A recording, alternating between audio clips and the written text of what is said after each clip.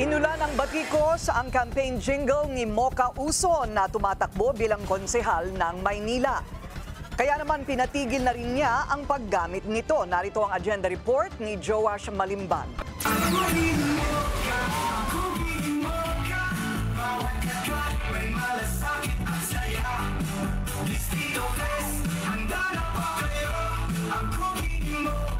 Pinadalhan ng Commission on Elections ng isang liham si Manila Councilor candidate at blogger na si Mocha Uson ngayong araw. Sa letter of concern na ito, sinabi ng COMELEC na nababahala sila sa umano'y sexually suggestive campaign materials ni Uson. Halimbawa na lamang ay ang campaign jingle nito.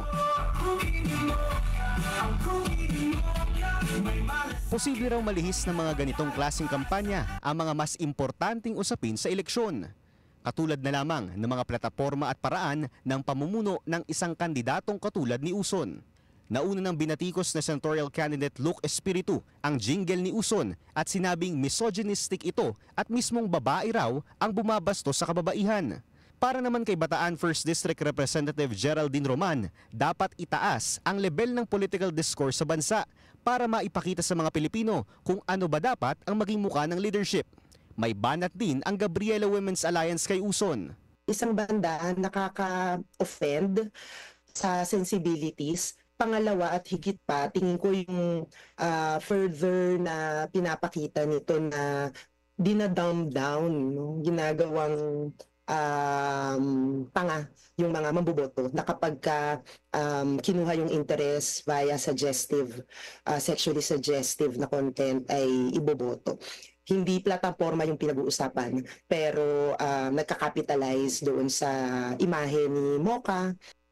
Sakaling magpatuloy raw si Uson sa paggamit ng campaign materials na may umano'y double meaning, may posibilidad raw na pumasok ito sa foul language na kahapon lamang ay isinama na ng COMELEC sa kanilang anti-discrimination guidelines. Kung magkataon, show cause order at potential election offense o disqualification case din ang haharapin ni Uson.